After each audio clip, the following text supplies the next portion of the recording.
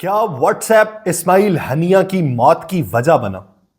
اسماعیل ہنیہ کے بارے میں پوسٹ کرنے پہ کس وزیر اعظم کی پوسٹ کو فیس بک نے ڈیلیٹ کر دیا؟ اسماعیل ہنیہ کے بعد اگلا ٹارگٹ کون ہو سکتا ہے؟ سائے کا شہزادہ، بلی اور پلاسٹک کو لوہے میں تبدیل کر دینے والے افراد جو ہیں وہ اسماعیل ہنیہ کے جانشین ہیں۔ کہاں پر ہیں؟ کس حال میں ہیں؟ کیا کر رہے ہیں؟ سپائی ویئر اور ہیل فائر، یہ دو چیزیں اسماعیل ہنیہ تک کیسے پہنچیں؟ آپ سب پر سلامتی ہوں، میں یاسر رشید ہوں اور آپ میرا ویلاگ دیکھ رہے ہیں۔ ناظرین، ملائیشیا نے وزیر اعظم انور ابراہیم کی اسماعیل ہنیہ کے شہادت سے متعلق جو فیس بک پوسٹ تھی جس کو ڈیلیٹ کر دیا گیا فیس بک کی جانب سے، تو ملائیشیا کے وزیر مواصلات فہمی فاضل نے کہا ہے کہ انہوں نے میٹا سے یہ وضاحت طلب کی ہے کہ حماس کے رہنما اسماعیل ہنیہ کی شہادت کے حوالے سے وزیر اعظم انور ابراہیم نے فیس بک پوسٹ کو پلیٹ فارم سے کیوں ہٹایا ہے۔ رائٹرز کے مطابق ملائیشین وزیر اعظم انور ابراہیم نے فیس بک پوسٹ ہٹانے کے میٹا پلیٹ فارمز کے اقدام کو بزدلانہ قرار دیا۔ اس پوسٹ میں انہوں نے حماس کے ایک اہلکار کے ساتھ ان کی فون کال کی ریکارڈنگ تھی جس میں اسماعیل ہنیہ کی موت پر انہوں نے تعزیت کا اظہار کیا تھا۔ سابق وزیر اعظم ملائیشیا کی مہاتیر محمد، انہوں نے اسماعیل ہنیہ کے شہادت کے موقع کے اوپر تعزیتی بیان جاری کرتے ہوئے کہا کہ اسرائیل نے عظیم آدمی کو اس لیے مارا کہ اسرائیل ہر اس شے سے ڈرتا اور نفرت کرتا ہے جس کے لیے وہ کھڑا ہوتا ہے۔ اور مہاتیر محمد نے 1981 سے 2020 کے درمیان 24 سال تک ملائیشیا کے وزیر اعظم کے طور پر خدمات انجام دی ہیں۔ انہوں نے اسماعیل ہنیہ کو جس حد تک جانا پہچانا، انہوں نے کہا کہ ایک نرم گفتار لیکن شیر کے دل والا آدمی تھا۔ انہوں نے کہا کہ وہ ہنیہ کو مار سکتے ہیں لیکن اس کے نظریات کو نہیں مار سکتے۔ مہاتیر محمد نے کہا کہ وہ ایک صاف ضمیر آدمی تھا جس نے اسے اپنے لوگوں کے لیے کھڑے ہونے کی ہمت دی۔ وہ اپنے لیے یہ رہنمائی ایک ایسے اخلاقی کمپس سے حاصل کرتے تھے جس کی بنیاد انسانیت ہے اور مذہبی یقین ہے۔ اب بہت ساری جو خبریں ہیں وہ اس زمن کے اندر یہ منظر عام پہ آئیں کہ اسماعیل ہنیہ کو جس طریقے سے ٹارگٹ کیا گیا، وہ ٹارگٹ کیا گیا اسرائیلی ایک اربوں پتی آدمی ہے جو واٹس ایپ کو اس کے بانی کے طور پہ سمجھے جاتے ہیں، ان کی کمپنی کے طور پہ وہ سمجھی جاتی ہے۔ تو اسرائیل نے اسپائنگ سافٹ ویئر یعنی جاسوسی کا سافٹ ویئر استعمال کر کے اسماعیل ہنیہ کو باقاعدہ ٹریک کر کے حملہ کیا۔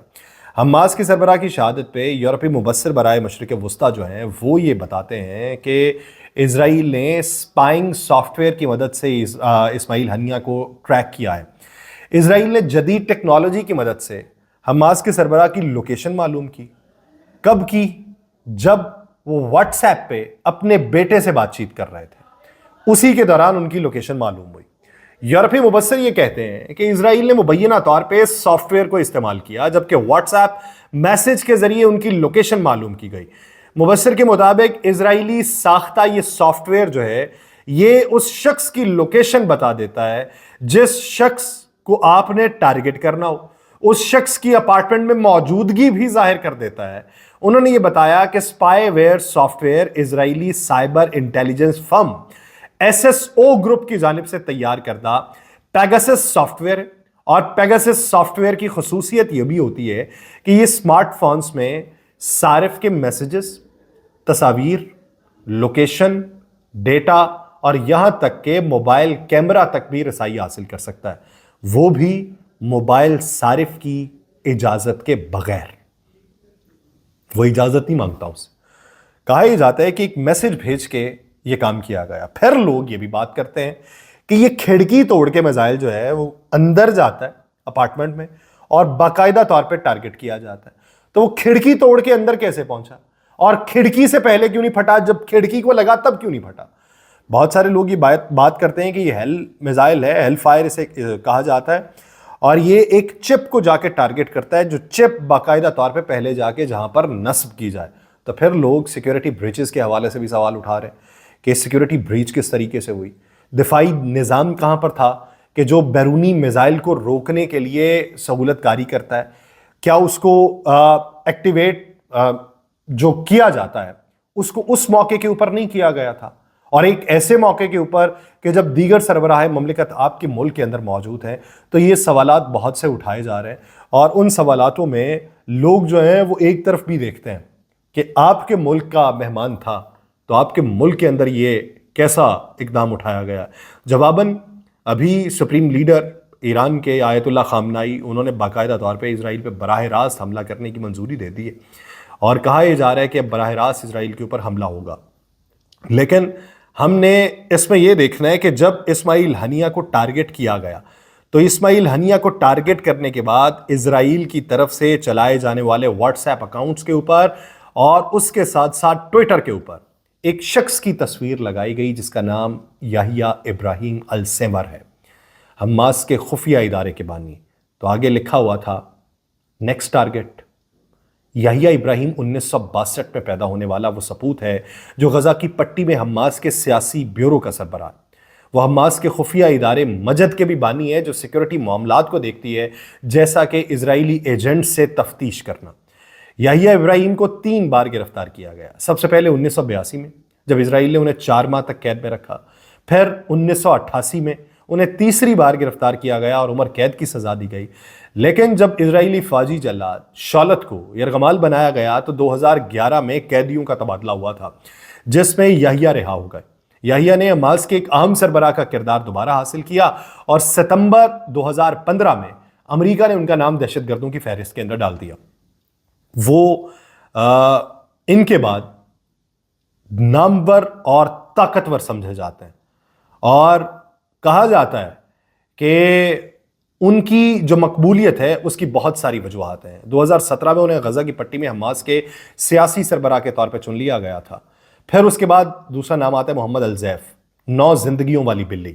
محمد زیف کے بارے میں اب تک تو کچھ معلوم نہیں ہے بہت زیادہ، ان کی ایک تصویر ہے اور وہ بھی بہت پرانی۔ محمد زیف جو ہیں وہ غزہ کی پٹی کے علاقے خان یونس کے ایک پناہ گزین کیمپ میں سن 1965 میں اس وقت پیدا ہوئے جب یہ علاقہ مصر کے زیر تسلط تھا۔ لیکن ان کی جو آپ تصویر دیکھ پائیں گے وہ تصویر ان کی 30-35 سال کی عمر کی ہے۔ ان کی پیدائش کے وقت ان کے والدین نے ان کا نام محمد زائب ابراہیم المصری رکھا تھا، لیکن اسرائیل کے مسلسل فضائی حملوں سے بچنے کے لیے خانہ بدوشی کی زندگی اپنانے کی وجہ سے ان کا نام زیف پڑ گیا۔ عربی زبان کے لفظ زیف کا مطلب جو ہے وہ مہمان ہے۔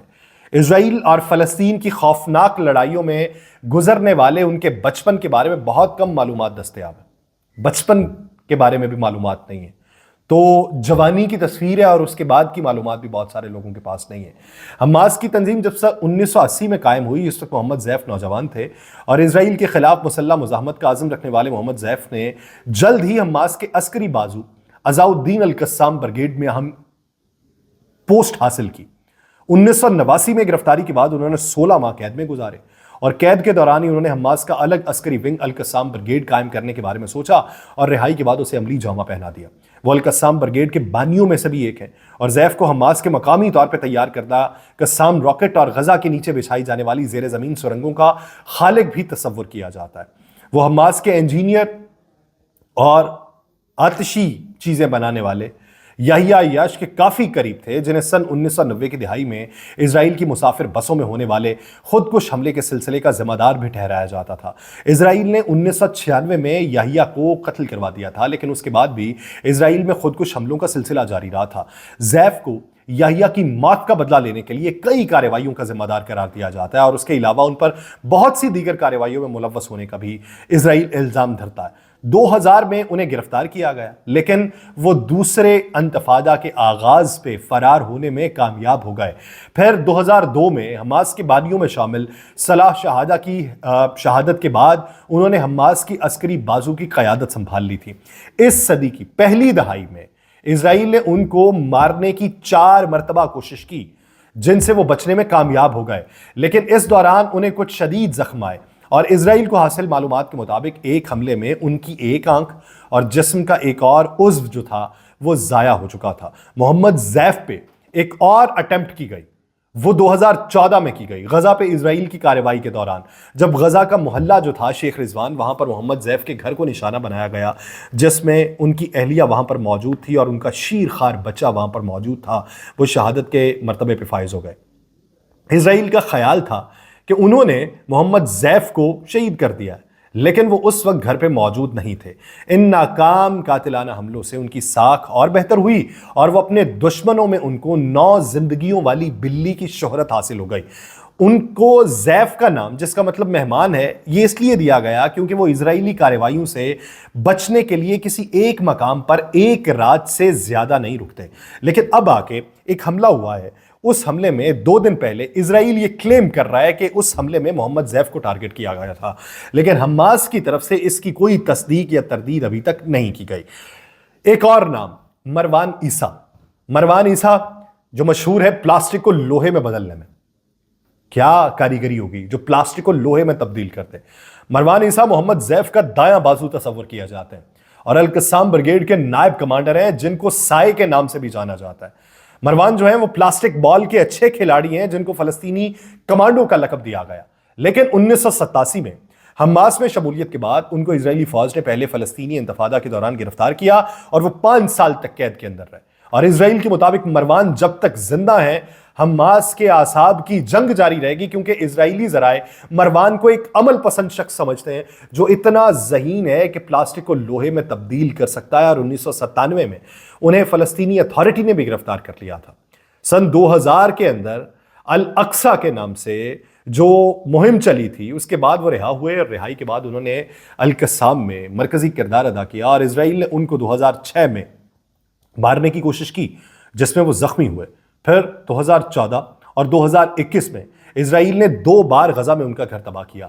2011 سے پہلے ان کی شناخت بھی ممکن نہیں تھی، لیکن جب ایک اسرائیلی فوجی کی رہائی کے بدلے رہا ہونے والے فلسطینی قیدیوں کے لیے ایک تقریب کو منعقد کیا گیا تھا تو اس میں مروان ایک گروپ فوٹو کے اندر نظر آئے تھے۔ اس کے بعد ایک اور شخص ہے جسے کہا جاتا ہے سائے کا شہزادہ، عبداللہ البرغوثی۔ عبداللہ البرغوثی 1972 میں کویت میں پیدا ہوئے اور 1990 میں وہ اردن منتقل ہو گئے جہاں انہیں شہریت ملی۔ اس کے بعد وہ جنوبی کوریا کی ایک یونیورسٹی میں الیکٹرانک انجینئرنگ پڑھنے گئے، لیکن 3 سال بعد ڈگری مکمل نہیں کی اور چھوڑ کے ہی واپس آ گئے۔ اسی وقت میں انہیں فلسطینی علاقوں میں داخلے کا پرمٹ مل گیا۔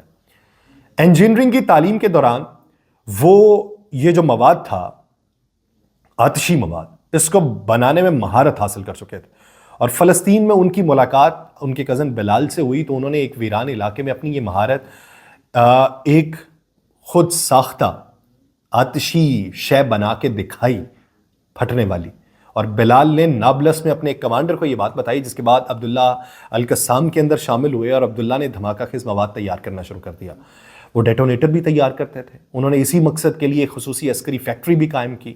عبداللہ کی سربراہی میں ہونے والی کارروائیوں میں اندازوں کے مطابق اب تک 66 اسرائیلی ہلاک اور 500 زخمی ہوئے۔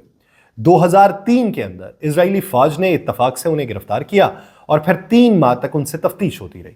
ان کے خلاف مقدمے میں انہیں تاریخ کی طویل ترین سزا سنائی گئی۔ کتنی؟ 67 بار عمر قید کی سزا، جبکہ 5200 سال قید کی سزا اس کے علاوہ بھی تھی۔ قید تنہائی میں رکھے جانے پہ انہوں نے بھوک ہڑتال کر دی۔ انہیں قید کے دوران تحریر کردہ اپنی کتاب کے عنوان کی وجہ سے سائے کا شہزادہ بھی کہا جاتا ہے۔ اس کتاب میں انہوں نے اپنی مزاحمتی تحریک پر روشنی ڈالی اور عسکری کارروائیوں کی تفصیلات بھی فراہم کر دی۔